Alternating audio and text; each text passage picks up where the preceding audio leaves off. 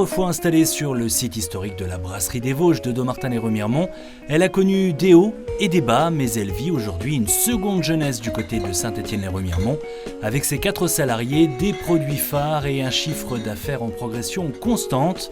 Cette semaine, dans En fin de compte, on s'intéresse à la brasserie artisanale La Main de l'Eau.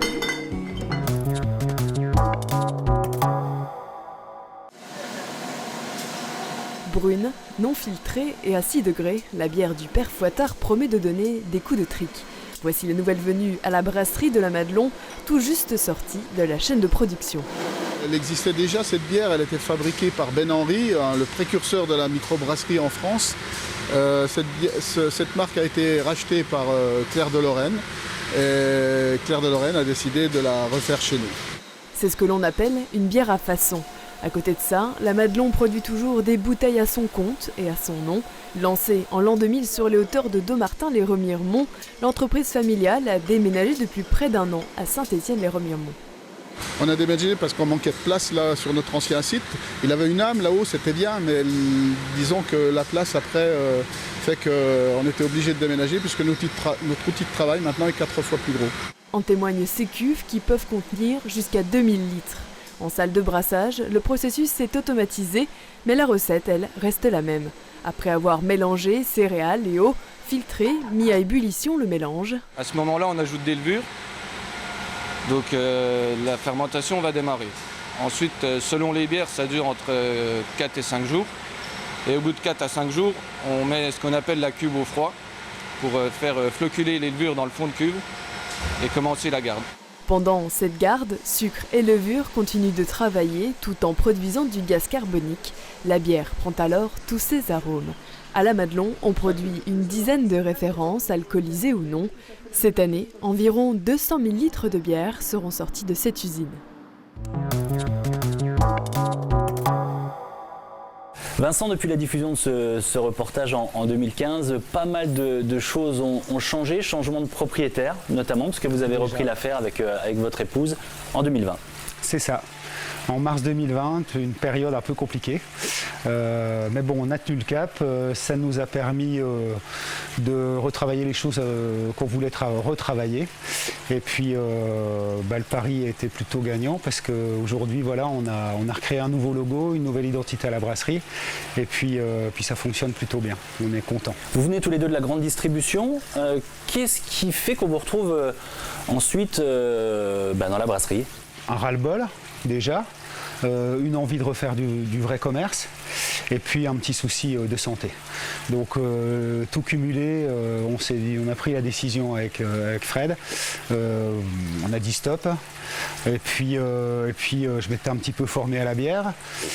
On a entendu dire que la Madelon était peut-être à vendre, donc on a pris nos gros sabots, on est venu voir. On a discuté et puis le courant est passé avec Francis et Amparo et puis l'aventure est partie comme ça. Et puis ici à la Madelon, il y a une histoire, alors pas forcément ici à Saint-Étienne-lès-Remiremont, mais il y a une histoire derrière. Ah, il y a une vraie histoire, ouais, c'est une brasserie qui a une paire d'années, qui était avant sur Dommartin. Une très belle aventure qui s'est arrêtée aussi comme un peu toutes les brasseries en France. Hein. Elles ont toutes disparu l'une après l'autre, achetées par des grands groupes. Et puis Francis a eu le culot en 2000 de se dire je relance l'activité brassicole dans les Vosges. Et il fallait avoir ce qu'il fallait pour se lancer là-dedans et puis convaincre les banques, tout un tas de choses parce que le pari était vraiment compliqué. Mais bon, il l'a réussi avec brio, avec son épouse, avec ses enfants et puis c'est vraiment chouette quoi. Et le secteur de la brasserie se porte beaucoup mieux. Aujourd'hui, on le voit dans les Vosges, il y en a plusieurs. Alors justement, vous êtes plutôt concurrent ou complémentaire ? On est complémentaires, on se connaît tous un petit peu de visu comme ça. Maintenant, on fait tous des produits différents. Et puis, c'est pas que les Vosges, hein, c'est tous les départements français. Il y a pratiquement une brasserie qui s'ouvre par jour en France. Donc c'est vraiment chouette, quoi. Donc on se suit tous plus ou moins sur Instagram. Nous, quand on part, on va visiter des autres brasseries. Et puis tout le monde, l'activité se porte bien parce que les progressions sont bonnes dans toutes les brasseries, globalement dans toutes les brasseries, quoi.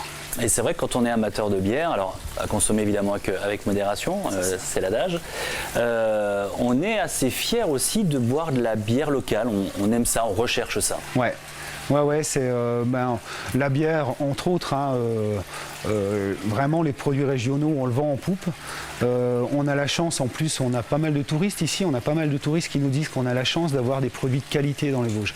On a un label qui est plutôt pas mal aussi, qui est gage de qualité avec Vosges Terroir. Et c'est vrai que les gens sont demandeurs et sont à la recherche de ça.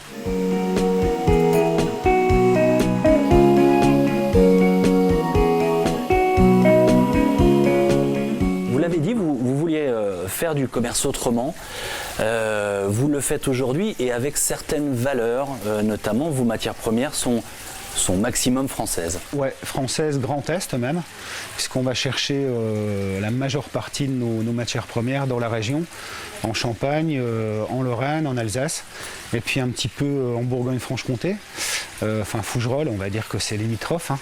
Et puis on essaye d'acheter un maximum aussi de matériel français. Alors c'est pas toujours facile à trouver, mais là par exemple on change la chaudière, on est parti sur une chaudière française, et puis après c'est l'Europe. Et puis la Madelon, on dit la bière, mais vous ne faites pas que de la bière. Non, on fait aussi des sodas. Limonade cola, une limonade au potiron. Là, on a un projet pour le parc d'attractions Frépertuis avec qui on travaille. On leur fournit de la bière et de la limonade. Parallèlement, on travaille sur une limonade au cactus parce que c'est dans le thème du parc. Alors, plaira pas, je ne sais pas, mais on va essayer. Depuis quelques temps, il y a la hausse du prix de l'énergie. Et puis, pour faire de la bière, il faut beaucoup d'eau aussi. Et en ce moment, on est en crise, en alerte crise sécheresse. Comment on gère ça ? Eh bien, comme on peut, on subit plus qu'autre chose. Notamment pour parler de l'électricité, de l'énergie, là on a une facture qui va être multipliée par 5. Si on dit non, on n'a plus d'électricité, donc on ne peut plus travailler. Donc on fait avec. Maintenant, voilà, je ne sais pas combien de temps ça va durer, j'espère que ça ne durera pas très très longtemps. Et puis au niveau de l'eau, on a des projets de... Pourquoi pas de récupération, de retraitement. Nous ici on essaye de revaloriser nos déchets au maximum. Ça passe aussi par l'eau. Quand on fait de la bière, on la refroidit avec de l'eau.